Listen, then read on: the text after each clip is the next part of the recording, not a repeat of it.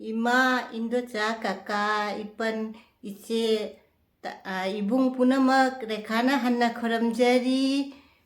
Hana the Gijing, Bidi by China, Punamak, Suana, Bachambira, no Bachambira, Pachina, Punamaksu, Rekana, Hanna Tagachari, Aina Ngasise, Jam the Mayamda, I did share Tonimba, Ngasise, Chana Dalgi Parotha, how bodo. Chana dalgi Parotha hobado adu mayamda jam share tawning bane indam da matam che aing ba sigane siga Delhi da di ing mana tu khongba ka chik chik launa inge asiga asaba da chaba di khuaw du di dugi adu mayam chu hauna chana ba aina sigi recipe se mayam da share to rakpane mayam jengba nungai de no bachangbi ko di subscribe like share to chanbira mo chana dalgi Parotha che kamaina hauri aise Mayam jing minaru ase uji tomato sauce se hapa gaya basi ka chade mina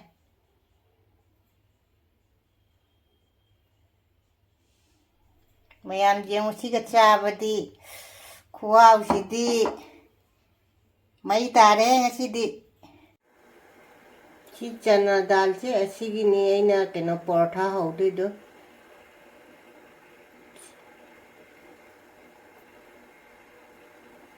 Chana dal se sigi Parotha hauge sina chana dal se ina cooker chiga kami chana dal ki Parotha ne ina haudu se chana dal se jengo idi pai badane put cooker da kama matung da pai bada pet pe law mahi jahon da na ngau de mi si se thau da asiga tilau leire chanam khara leire mathang ay ulage aham bata jira hapani jira hapai matungda tilau ga chanam ga se hape si mo brown color mai ngaurani tanja se ga chu gas lo tho kare ba ai di hamu panje lage cylinder se pale ngak tang gas lo tho kinane gas panjale chana nga keno se hapasi hapa ngaura se masala apre jengala ge si pajena sumaina ngobi rani si de ngakang de gas lo thoki nane hamu nawa pali meba nauna pali ba gas aham bada thum hapase thum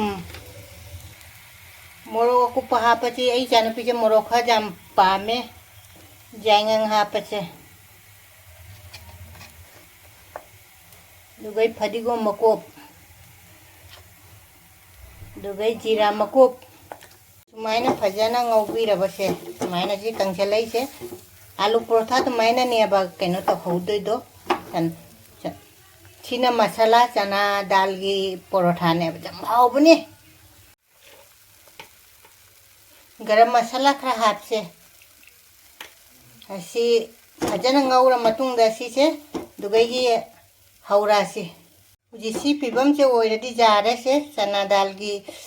Parotha haudu se chana se ngau se mulle masala punamak jo hape mayam amta tawra chabi jam hau bane ta tola thamme sonda ngauri ngeita aigi ghi do aina ghi lo bodo si ne ji ghi khai do ke aina ghi se si ka khai do ya ba ghi se loi phomam me ing jam ing adu ne loi phomam me ba to bodai ne ba si se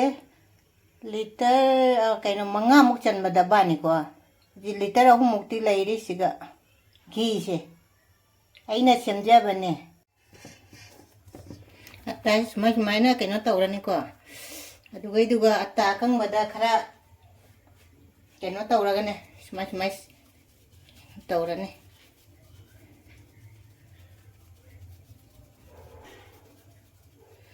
atai di koi alu Parotha hobo dumai sem mana bane ba khali sina chana dalgi Parotha ne ba se smai hapani dugai gi si je sumaina koi alu Parotha da ne keno tawbudu dumai tawraga dugai sumaina mai tawraga atai mathang se haurage takpa si di aina ne Tan tapasi dia ina uttare ko. Tum tan tapadi puna malop na tangna bani na hau bashi ulage. Si sumaina. Uji ondo si. Apsala si gi. Gi se pakshal laire gi se keno taure ba. Aidi keno tau basina ne ing basina lo phamjan gare.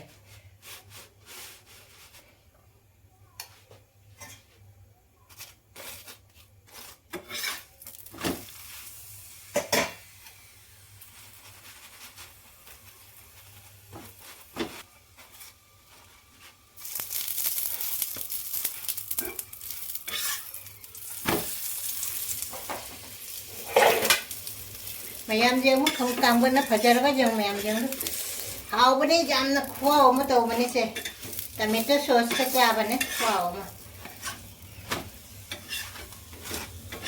khôi chan phi cho jam pa mẹ cho nó mai cái hậu vị đi vậy cái gì mà có thua cái gì ạ được matang haura ge tay di matang haura ge tay di matang amuka si ghee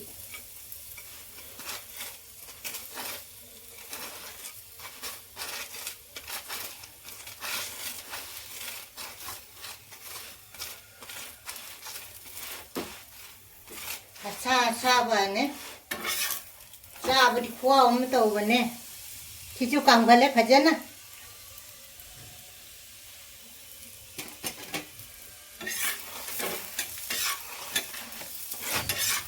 chỉ cái bu hào cái đó màn đâu mày jam hào bên này chứ ama kakak kuat tuh ya jadi ama kakak hào ke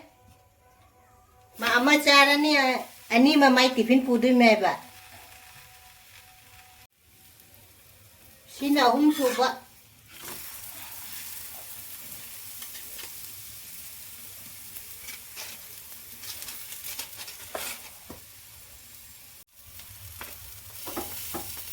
Mayam tha lao na hao bana si se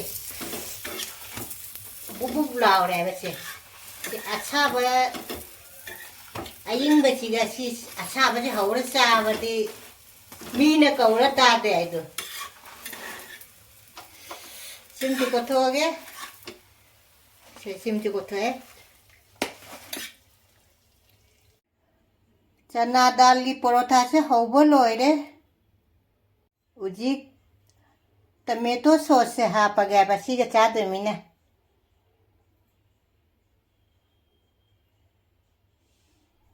mayam jeng si ga cha ba di khuaw si di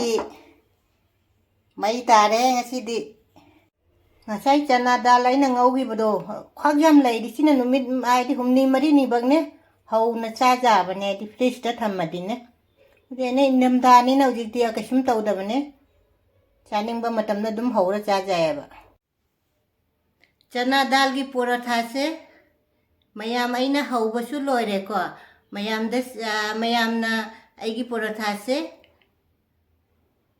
chana dal gi parotha se hau ba su loi re ko adu mayam na ai gi chana dal gi parotha se hau ga da mong oi ra di ano ba jeng ba jaw ra subscribe like share to chan bi ra mo mathang ahau bo ma hau ra ga ahau bo ma chara ge nga chi di chi ga thamme bye